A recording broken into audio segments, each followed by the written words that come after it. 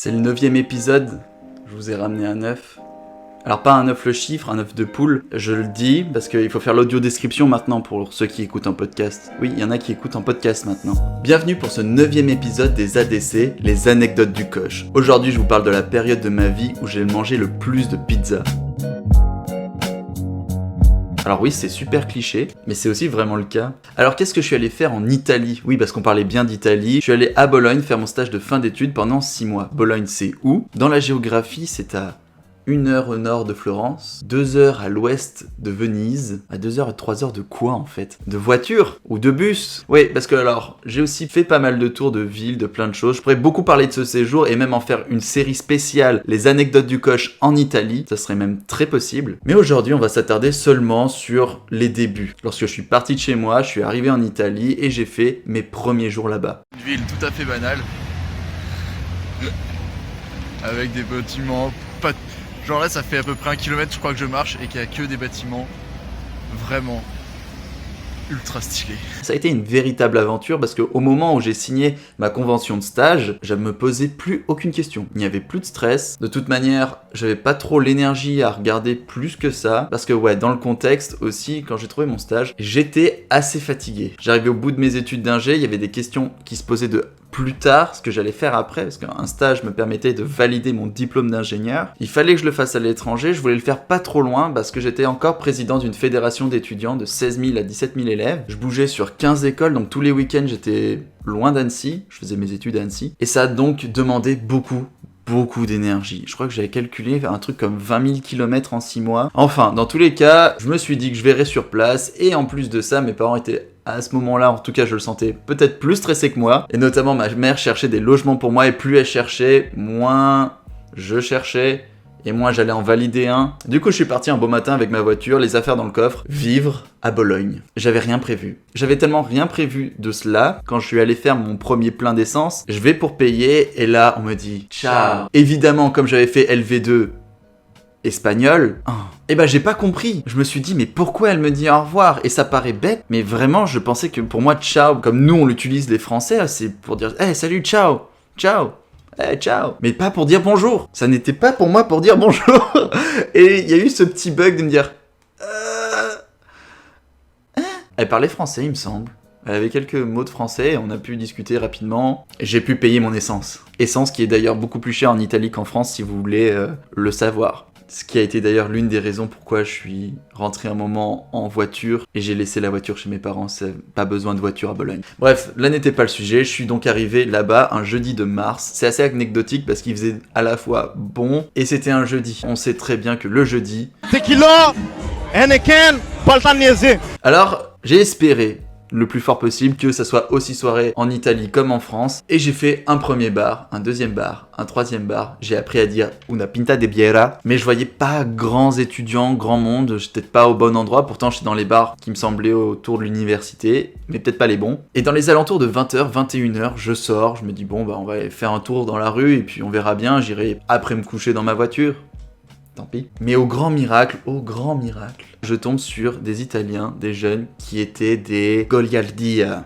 Évidemment, si vous me voyez avec ce chapeau qui est une feluca et que vous connaissez ça parce que vous êtes par exemple Faluchard en France, eh bien je me suis retrouvé dans une troupe de joyeux lurons qui aimaient faire la fête, jouer et boire de l'alcool. Attention à boire avec modération évidemment, mais ça aide d'avoir ce côté-là un petit peu folklorique, un petit peu enjoué, on parle avec tout le monde, plus j'étais français, ils se sont dit « Ah mais c'est trop bien, suis-nous, ça va être super !» Et vraiment, grâce à cette soirée-là, je me suis fait de super amis. Attention, attention.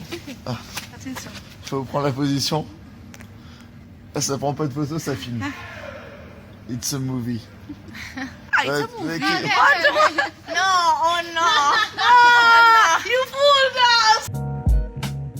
C'était trop cool. À la fin de la soirée, j'étais il francese protetto della balla dell'oca. Le français protégé de l'ordre de loi. Waouh, c'est classe. Trop la classe. Ils m'ont donc ramené très joyeux jusqu'à ma voiture que je n'ai évidemment pas conduit à ce moment-là mais qui était pour moi bien garée et mon chez moi. J'ai tranquillement dormi et j'ai rencontré le lendemain d'ailleurs mon tuteur de stage en fin de matinée.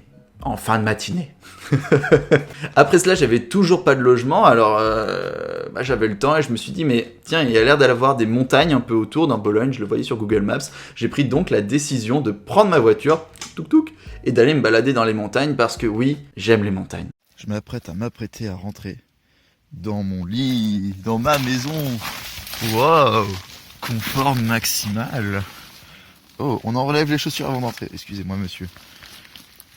Parce que sinon, après, ça fait du bouffe partout. Hein. Voilà, monsieur, j'ai enlevé mes chaussures. On les laisse à l'entrée. D'accord.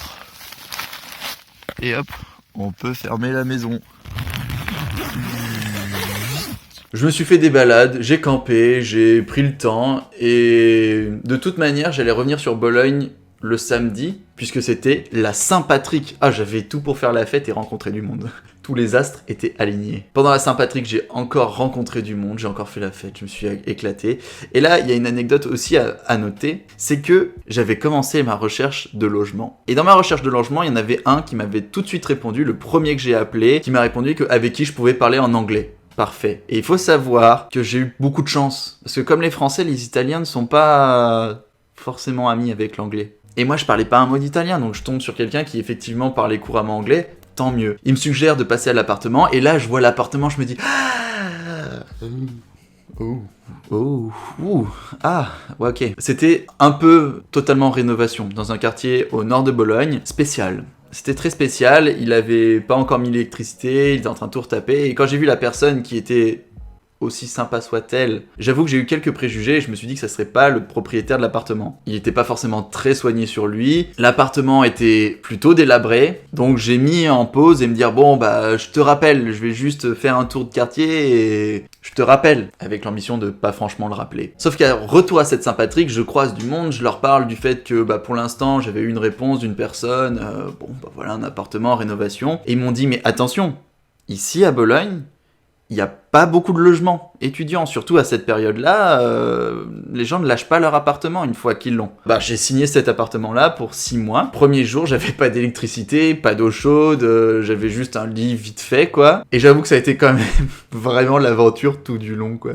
Même si cet appartement, après, il avait quand même tenu à peu près les délais de 2-3 semaines pour retaper au moins l'appartement de manière fonctionnelle. Mais c'était vraiment super, il m'a super bien dépanné. Alors partir dans un pays qu'on ne connaît pas à côté de chez soi, ça va, de Annecy à l'Italie, je prenais pas beaucoup de risques. Mais tout de même faites attention quand vous changez de langue, que vous changez de coutume, peut-être qu'il faut se renseigner un petit peu, ouais. Ça peut amener des déconvenues sinon. J'en garde plein de bons souvenirs. Pour le prochain épisode, l'ADC10, je vous raconte mes débuts en vidéo. Parce que mon tout premier gros montage, ça a été un film. Ouais, je suis réalisateur, monteur. En attendant, n'hésite pas à t'abonner à ma chaîne YouTube Assez Ouvert, de me suivre sur Instagram à Acouvert, sans oublier le H. Et maintenant, tu peux aussi me retrouver en podcast sur toutes les plateformes de streaming.